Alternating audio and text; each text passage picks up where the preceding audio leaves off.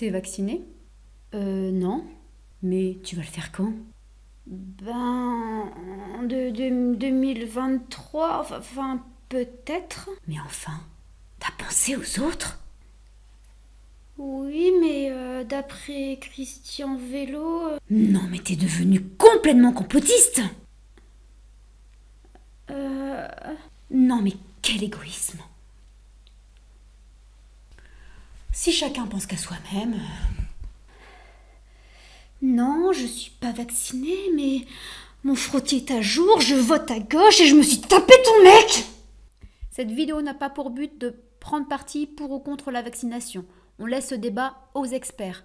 Par contre, elle a pour but de s'indigner contre ces directives qui mettent fin à la liberté et au secret médical si cher au serment d'Hippocrate. Parce que la liberté sous condition n'est pas la liberté. Le vaccin devrait être un choix et non une obligation. Or, exprimer son choix est aujourd'hui de plus en plus difficile face à la menace, à la culpabilité et au sentiment de rejet véhiculé par la société. Pourquoi la peur nous fait-elle céder alors que nous voulons tous garder notre liberté ? Notre comportement n'est pas uniquement le fruit de notre personnalité, mais il est lourdement influencé par notre biochimie cérébrale qui est régie par des hormones et des neurotransmetteurs. Vous avez certainement entendu parler des différentes phases du stress. En fonction de la phase dans laquelle nous sommes, nous sécrétons différentes hormones ou neurotransmetteurs influençant notre comportement pour réagir face aux agents stresseurs. Donc en phase aiguë de stress, notre corps sécrète de l'adrénaline, cette hormone qui nous permet de développer une force très intense et très rapide pour pouvoir réagir face à un stress afin d'écarter cet agent stresseur. Les manifestations cliniques de la sécrétion d'adrénaline, vous les connaissez bien. Ce sont les réactions telles que la tachycardie, la transpiration ou la sensation de chaleur. Quand on sécrète de l'adrénaline, on perd du magnésium, on urine du magnésium, ce qui va nous rendre d'autant plus vulnérables au stress puisque le magnésium, c'est le principal micronutriment nécessaire pour moduler l'effet du stress sur notre organisme. Donc plus je suis stressée, plus je suis stressable et c'est un véritable cercle vicieux. Si nous ne parvenons pas à écarter cet agent stresseur lors de la phase aiguë, nous allons alors rentrer en phase de résistance au stress. Et notre organisme va sécréter du cortisol. Le cortisol, vous le connaissez parce que c'est l'hormone du stress. Mais c'est aussi et avant tout et surtout l'hormone nécessaire et indispensable pour pouvoir faire face au stress. En effet, lorsque notre survie est menacée, normalement nous devons fuir ou combattre. Malheureusement, aujourd'hui, les événements stressants nous permettent très rarement de pouvoir fuir ou combattre.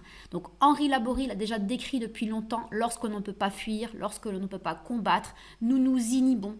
Et cette inhibition va entraîner différents troubles sur notre santé, va être à l'origine de troubles chroniques et vous pourrez développer un ulcère, une pathologie cardiovasculaire, encore un cancer ou réprimer votre système immunitaire tellement précieux en cette période de pandémie.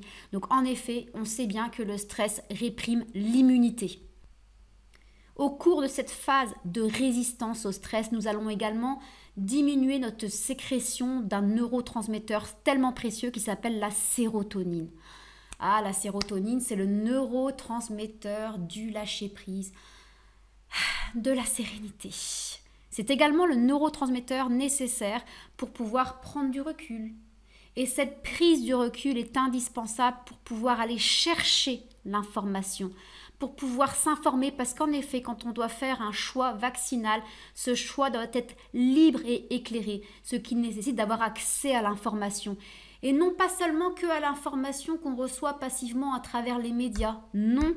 Pour pouvoir nous faire une propre idée, nous devons avoir accès à l'information censurée, donc, puisque vous savez très bien que beaucoup d'informations sont censurées.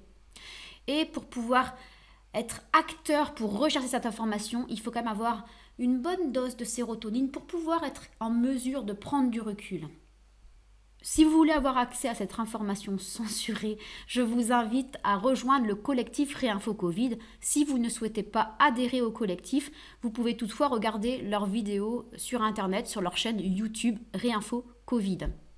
Donc Réinfo Covid, c'est un collectif d'information Complotiste. collectif qui est uniquement composé d'experts de haut niveau, tous indépendants.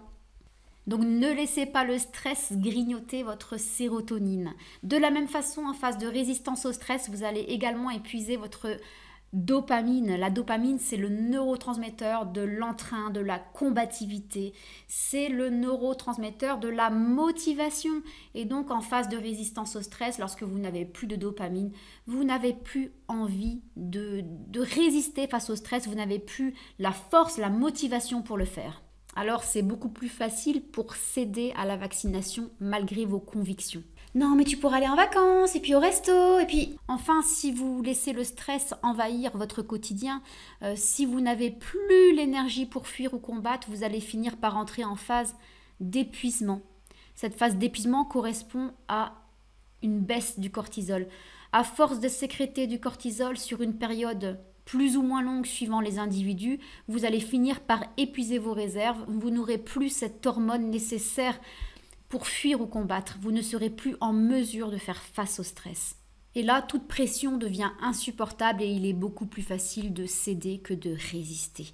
On n'est plus capable de résister face au stress lorsque l'on n'a plus de cortisol. Et là, des arguments qui, normalement, lorsque vous avez suffisamment de cortisol, ne peuvent pas faire effet, tels que... Si t'es sage, t'auras des bonbons. Peuvent suffire pour vous faire changer d'avis. Parce que moi, j'aime bien les bonbons. Alors, les événements actuels nous plongent tous dans un stress, dans des stress importants qui vont se manifester différemment suivant les individus, suivant votre sensibilité, suivant vos convictions, vos croyances, mais aussi suivant votre environnement micronutritionnel.